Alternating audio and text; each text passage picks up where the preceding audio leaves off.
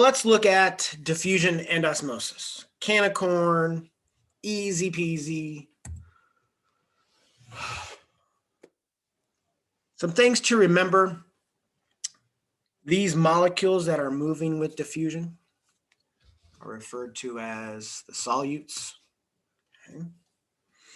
Solutes, the molecules, the substances, are dissolved within a solvent. Okay. And we are looking at stuff in a solution. Okay, and that stuff is the solute. Remember that molecules are in a constant state of motion. Right? The only time they really stand still is if they're all frozen. So these things are in a constant state of movement.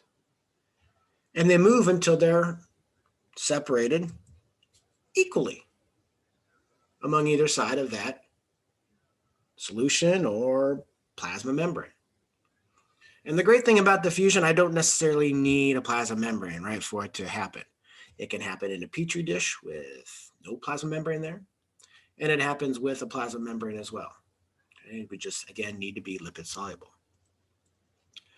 And these molecules move until they are all equal, and then they just kind of oscillate within their little bitty area.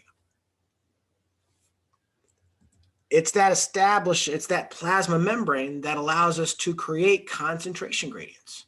We saw that in the inner membrane of the mitochondria, right?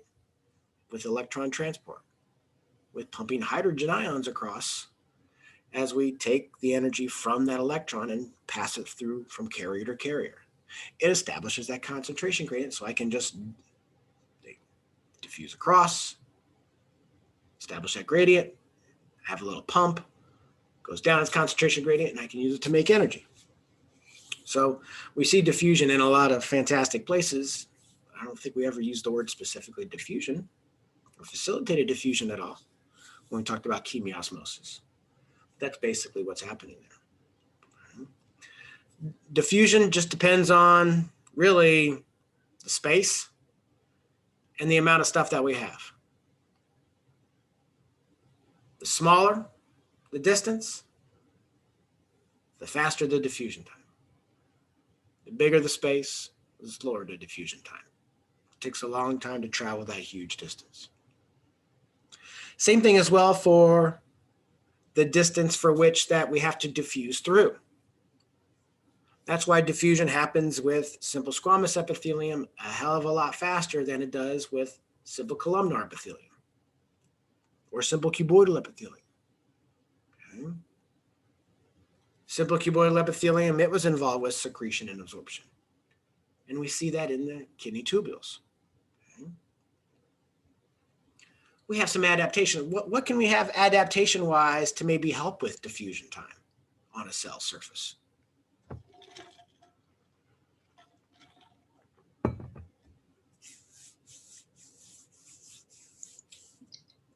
Carotene? No, it wouldn't help, but it could maybe like hinder it in that it.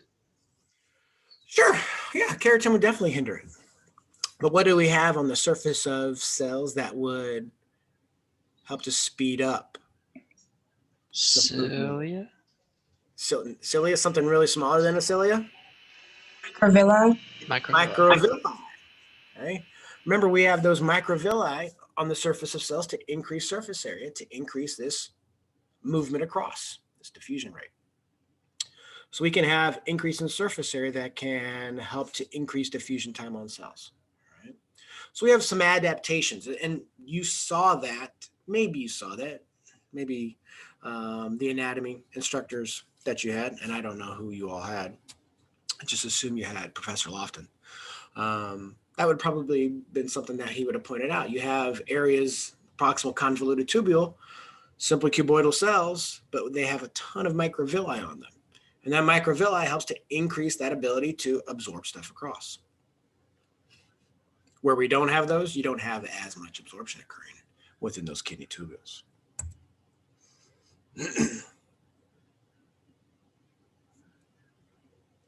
And this is just kind of giving you an example. Small things are diffusible. Big things are repelled.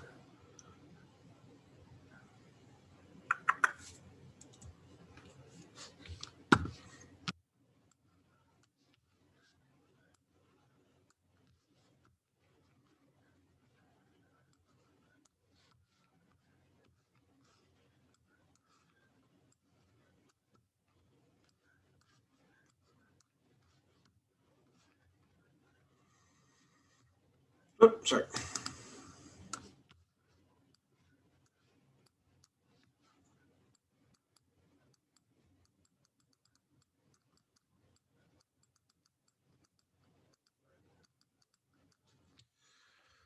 So again, like I mentioned earlier when I was introducing all these, diffusion is small things, non-charged things, non-polar, lipid-soluble substances. These things easily pass through. Steroids, oxygen, carbon dioxide. There are a number of other things, but we're going to talk a lot about oxygen and carbon dioxide being diffusible. I'm going to talk about it with, obviously, blood vessels. We'll talk about some stuff being diffusible when we talk about the kidneys and how we form urine. So there are a lot of things that are diffusible. Those are just the most common things. Easy to remember to give me an example on an exam coming up. Gas exchange is just one special example of diffusion. Okay, we're going to talk about gas exchange within the capillary beds. We'll talk about gas exchange within the lungs. Okay, we're talking about diffusion. Right? We're just going to give it a slightly more fancy pants name because that's the phenomena that's happening. Oxygen is going from the alveoli into the blood vessel capillary around it. Okay, or CO2 from the blood vessel capillary into the alveolus and to the outside world. All right. Water will move from high to low. But again, we give it that special name, osmosis. Okay. But it is a special form of diffusion. And for that, we have special channels. Those special channels are called aquaporins. Some of those, and I'll just mention it now, some aquaporins are always there. Okay. You have different types of aquaporins.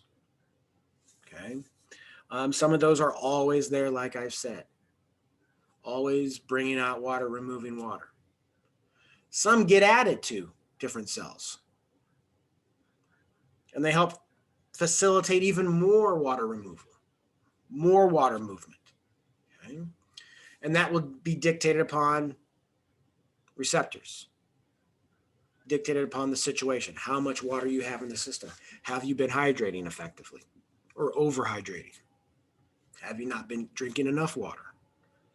So it'll take those special aquaporins and remove them from the plasma membrane. And it's all dictated by receptors. Receptors in blood vessels, receptors in the brain. Fantastic. We'll talk about all those later in the semester. Again, just examples. If we want to move charged stuff, okay,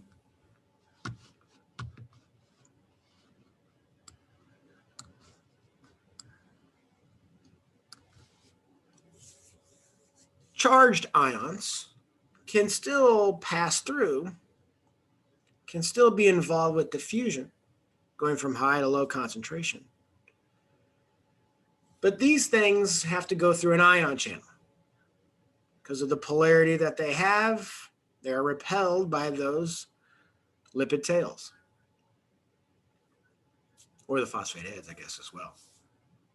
So we'll need to help them come across and go down their concentration gradient. So we're going to go through channels. Okay.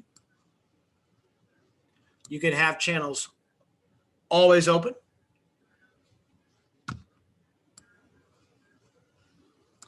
Or you can have them gated. And gated just means sometimes it's closed. How does it open up? Something binds to the receptor. There's a receptor on that protein channel. Opens it up and magic. Ions come through. And we'll see this when we talk about the nervous system in the next unit.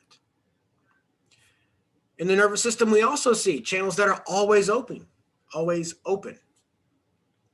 These are fantastic. They help to maintain our equilibrium. They help to maintain the balance on what's inside the cell and what's outside the cell. Sometimes that's hard to visualize, okay? Because, we have examples here and we'll talk about, a sodium ion going across or a potassium ion going across. But when you look at the totality of a cell, there are millions of these ions going from one side to the other constantly. Constantly. Remember, these are very dynamic things, these cells, the plasma membrane especially. There's so much stuff that goes on there.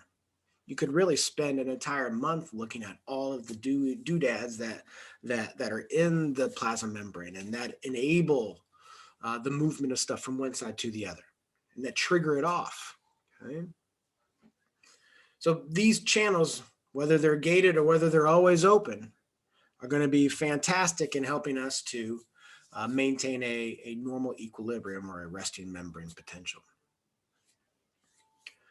If it's excessively large stuff, well, now we're going to need something greater than simple diffusion. Okay? We're going to need something greater than just an open channel. For those things, we're generally going to need specificity. Okay? And that's where we're going to have some facilitation occurring there. And that's why I say need special carrier proteins. That's going to be your facilitated diffusion mantra.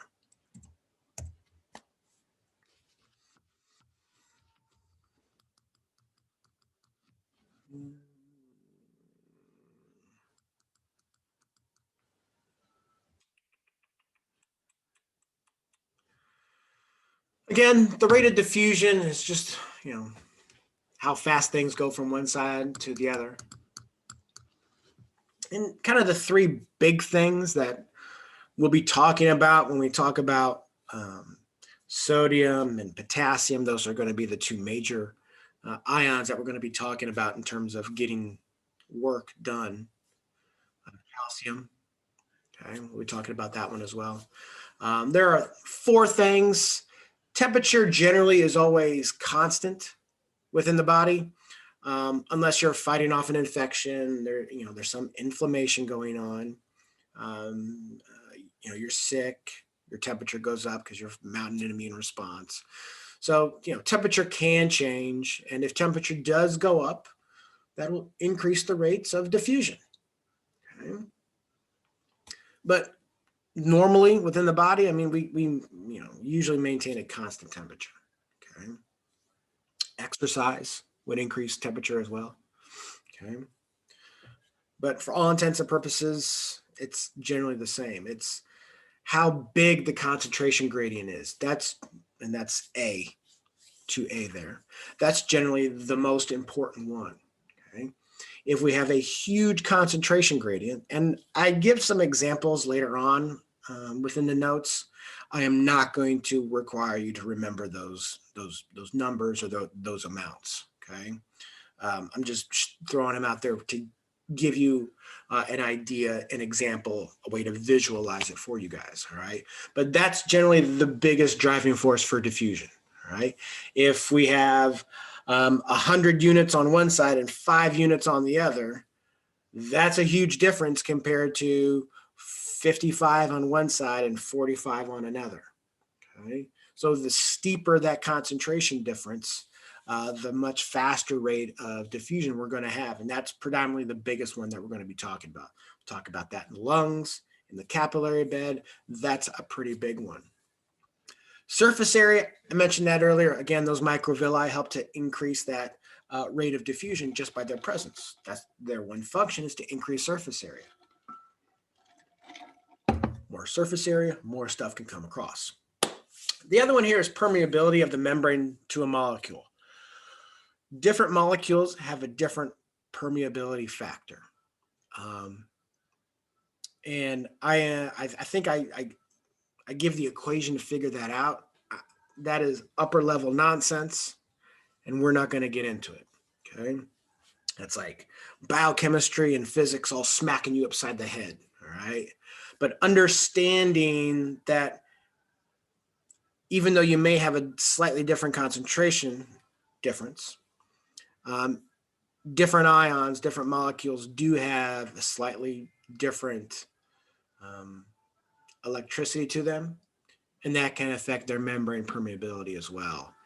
It's called the Nernst equation, and I think I have it listed down, and I'm not going to ask you to figure out any math at all.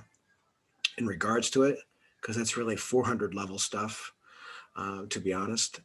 But understanding why the Nernst equation is important, that would be, a fabulous, maybe one multiple choice question on an exam type of thing. So, and that has to deal with the electrochemical charge that these molecules have that can affect permeability. And that's all the book and I am trying to get across there. So doesn't make a good short answer question. Yeah, maybe, I guess. Okay. I haven't really put the exam together yet, but I'm describing active and passive mechanisms, describing diffusion and how that can be affected, and describing active transport and the differences between something passive and something active. I guess that makes a good potential short answer question. Sometimes it does, sometimes it doesn't. Water molecules themselves, when we talk about osmosis, guys, we talk about the movement of water. All right. It's all aided again by specialized water pores called aquaporins. And there are like 10 types of them. All right.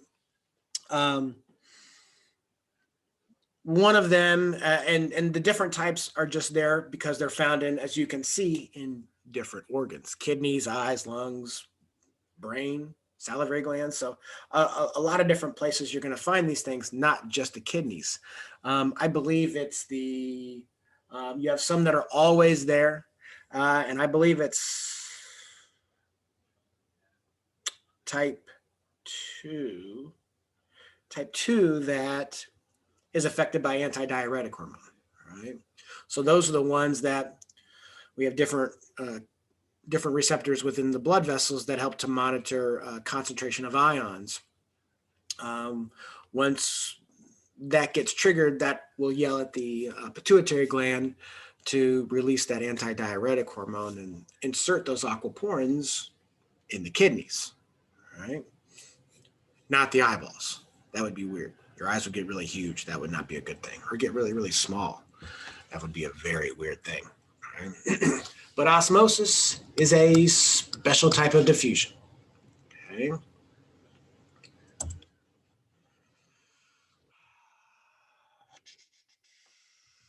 Again, it's the movement of the solvent, not the solute, although the solutes are important.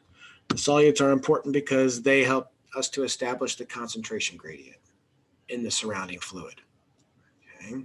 And it's that concentration difference that exists on the outside of the membrane and on the inside of the membrane that will dictate where water is going to go.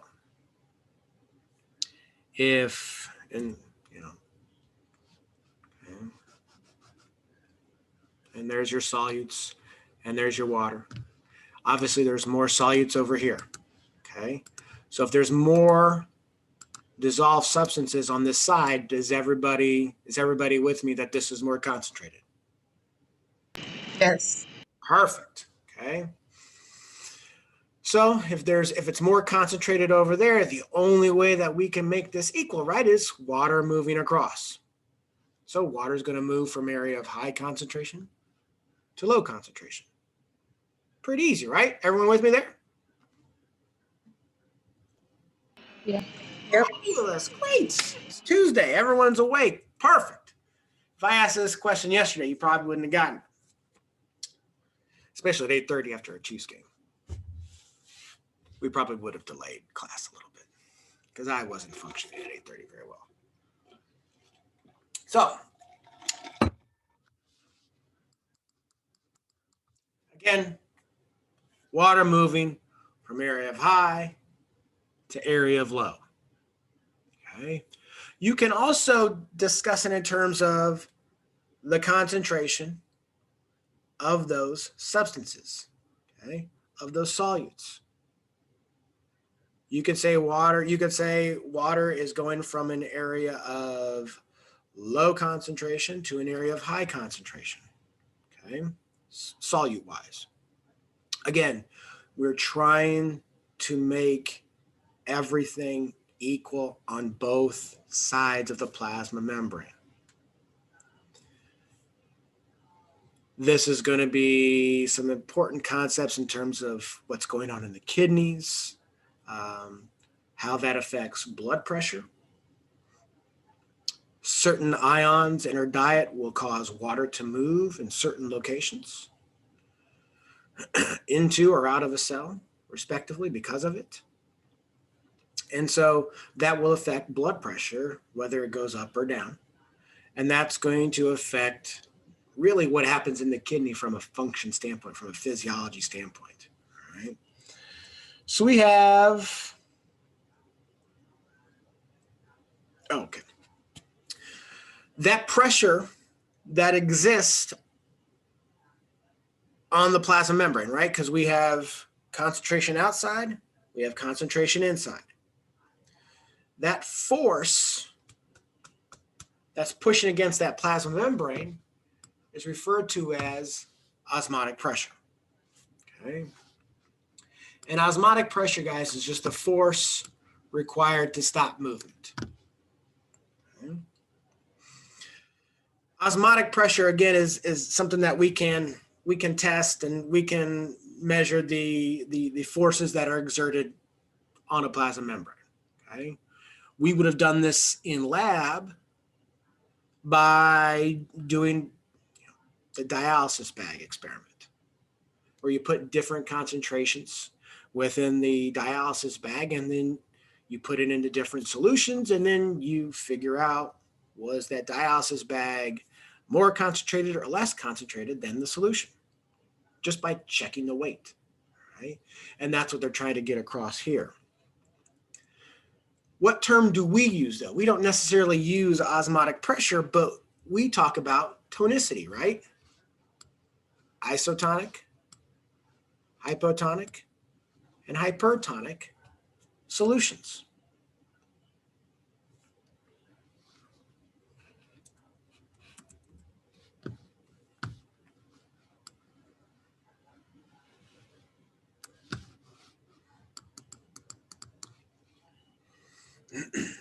Okay. Tonicity is what we look at when we are really talking about that osmotic pressure. It's hard to take a red blood cell out very easily and measure the amount of weight that they gain in figuring out osmotic pressure. So we use the term tonicity. Again, isotonic, hypertonic, and hypotonic. Generally, we talk about it in terms of, I'm just going to go to this picture here, to the solution in which we are putting the medium within. Okay, so if I was to put this, here's my beaker. Okay, here's my beaker. Okay, and I am putting this red blood cell into a isotonic solution. What does iso mean? It's like the same. There's not really any net movement. Correct. Equal. Same. Okay. So we have the same concentration inside that tiny little red blood cell compared to the solution around it, the blood plasma. If we have a hypotonic solution, okay, again, let me draw my beaker. Okay, and I have dumped my little red blood cell into this hypotonic solution.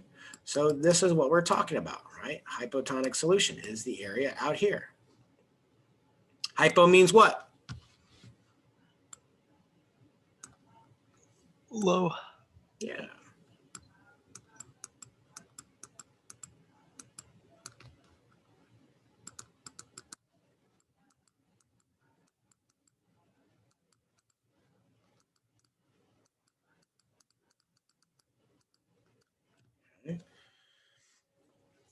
We have hypotonic solution, so low solutes. That's my chicken scratch. Those three dots mean therefore. Therefore, we have a low concentration, so we have a lot of water there.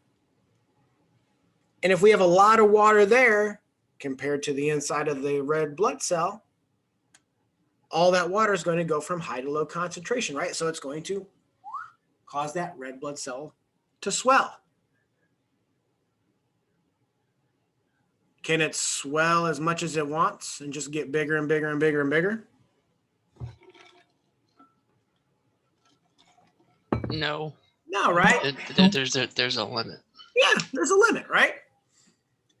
Too much get in there, it burst. If this was a plant cell, fantastic. But there's no cell wall here, right? And then it's the exact opposite for a hypertonic solution. It has high solutes, very low water content compared to the inside of the cell. So again, water goes from high to low concentration. So that's when the cell crenates, shrivels up. Okay, and that's what you see right there. So maintaining this constant, equal concentration between the fluids and the surrounding cells is going to be an important concept, especially when it comes to the cardiovascular system here. How would I ask this question? Usually that's a question that gets asked on review day. I could ask it as a multiple choice question. I could give you a scenario like I just did there, and I ask you where the water is going. I guess that could be almost a short answer type question. Okay. But I like to give a scenario and give you some choices and confuse the hell out of you, because those choices are generally really, really, really close. Okay. So I've asked it both ways, just a heads up. Sometimes I ask tricky questions, but I'm telling you right now. So now you know. So there will be tricky questions.